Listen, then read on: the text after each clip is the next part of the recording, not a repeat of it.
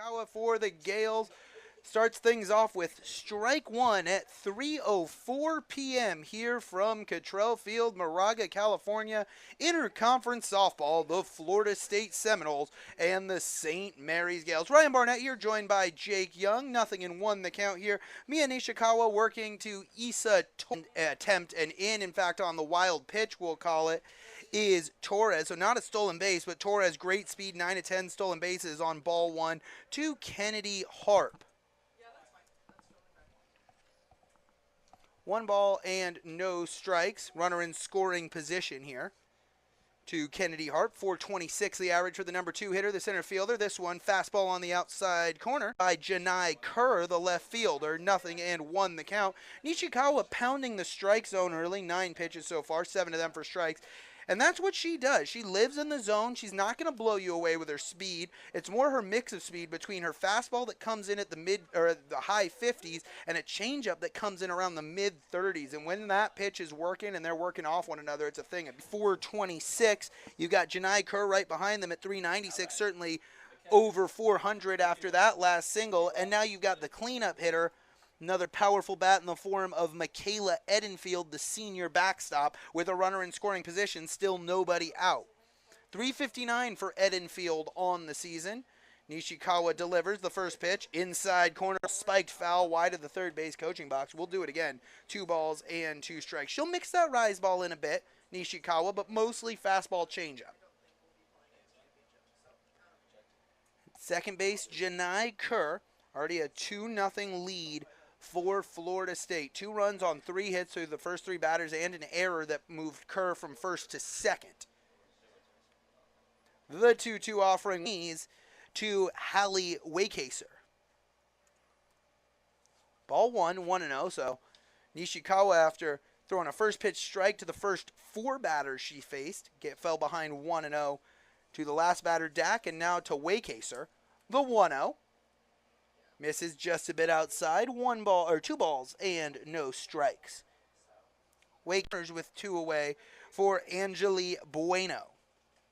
Now batting, the first baseman. Bueno, number 7, Angeli.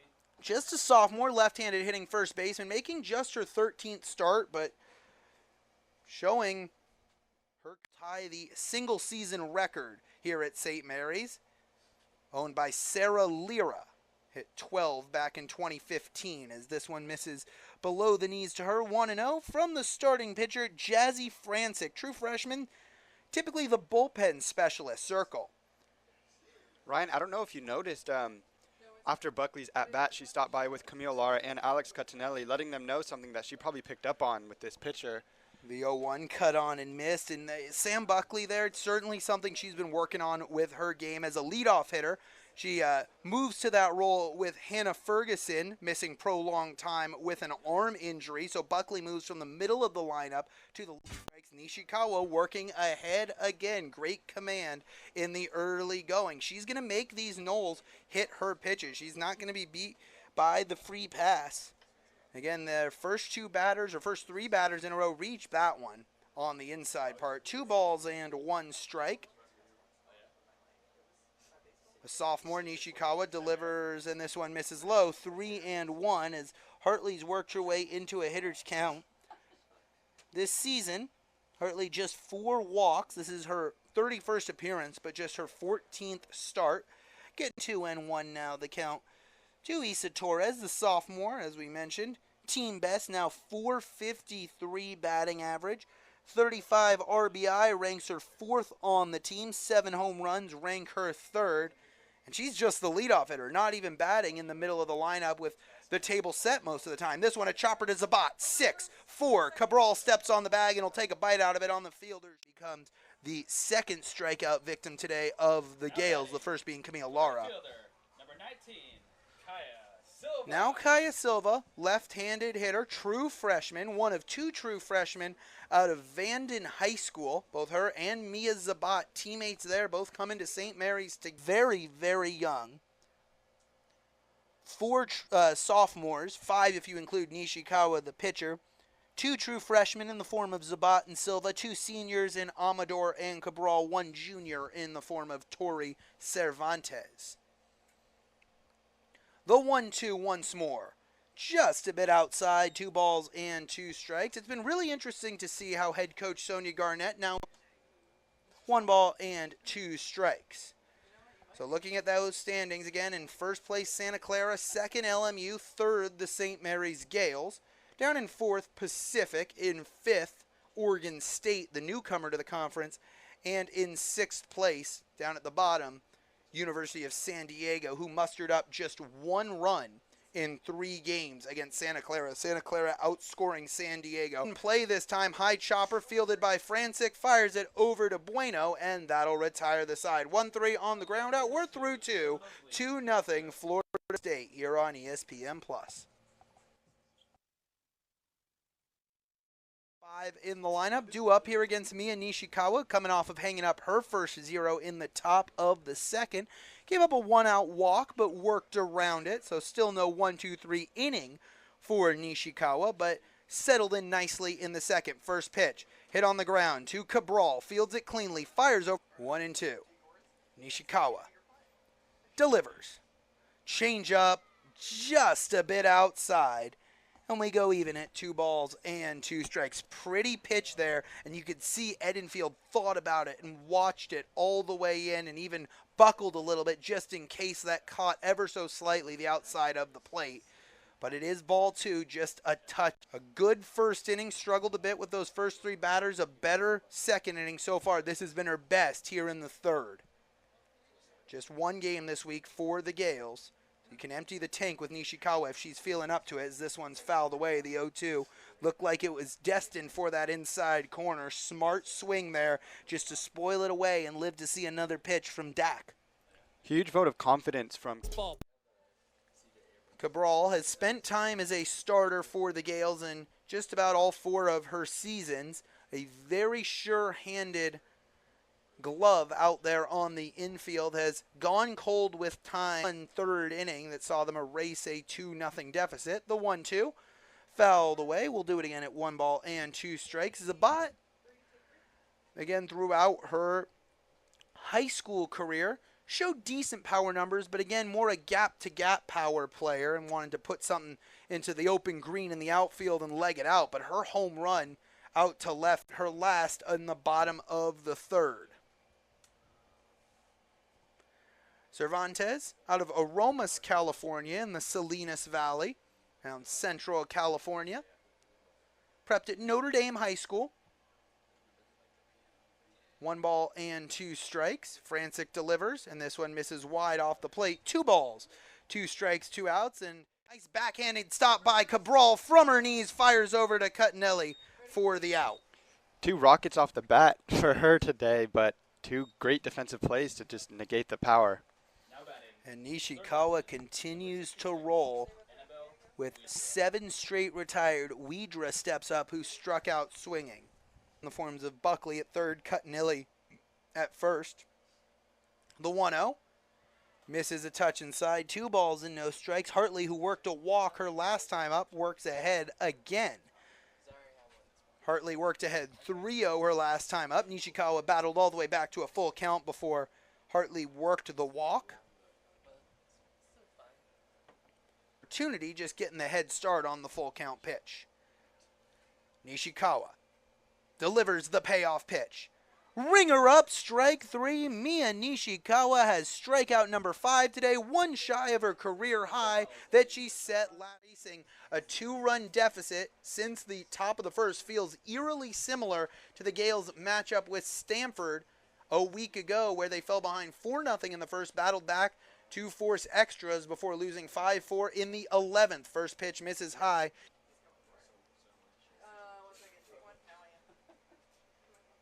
Time is called here. So I believe the Florida State coaching staff second on the team in stolen bases at 6 of 8. Cuttinelli at the plate representing the tying run. Swings and misses. Strike 1. She did homer against Stanford. Cuttinelli, that was the first run of the game for the Gales, and their comeback trailing 4-0 to tie it up at 217 against her this season coming into this one. And the Gales so far today just 1 for 11 against her. That is 091. Lara with some aggressive breaks post-pitch, obviously looking to score on anything here. The 1-2 drifts wide of the zone, 2-2, and Lara with her wheels, a single should be enough. Change-up that falls off the table, and in the zone at 41 miles per hour, 0-1. Harp now at 427, the center fielder. Lanky player with a long stride, able to help her with her speed. This one in on the hands, fisted to shallow center field. Edenfield in the on-deck circle, a dangerous hitter despite striking out looking twice. I'm sure Nishikawa would like to battle back here against Janai Kerr as this one's fouled away. 2-1.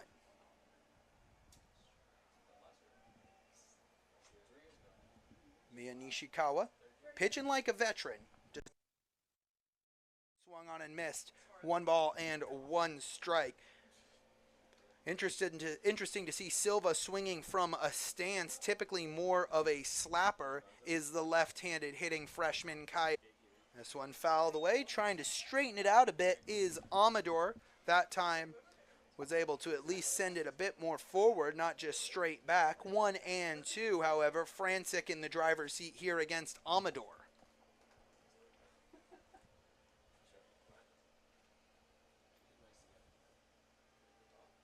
Foot in front of the right. This one swung on and missed, strike 3, and we will head to the 6th inning, 2-0, Florida State, here on ESPN+. It's 2 runs in the top of the first for Florida State, then Nishikawa hung up 4 consecutive zeros before that home run from Dak. 2-0. That one stayed up and elevated forever and then fell off just a split second too late. That one stays in the air just a little bit shorter. It's destined for the strike zone. But a smart take there by Bueno, and it's 2-0. Wind starting to blow in from left field now. The 2-0. Mrs. Bull brings their speedster on in Ross. Ross takes off. The throw down is wide and snagged by Zabat, but wide of second base. And there's stolen base number 15 on 15 tries for Amaya Ross. So Widra now has a runner in scoring position.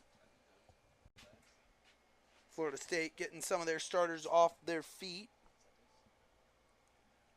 Again, with a 3-game set against Cal this weekend. The Gales' next matchup will also be against Cal. The 1-0 dips below the knees. 2-0. They will take on Cal for a doubleheader next Tuesday. That's the next time the Gales will be in action. That'll be our next broadcast here on ESPN+. We hope you will. Runs on the board here. Standing in their way, Jazzy Francic, who has been absolutely spectacular in the circle for the Florida State Seminoles. First pitch to Zabat, offered at and fouled straight back, 0-1. 71 pitches to get through 5. This one misses inside, 2-0.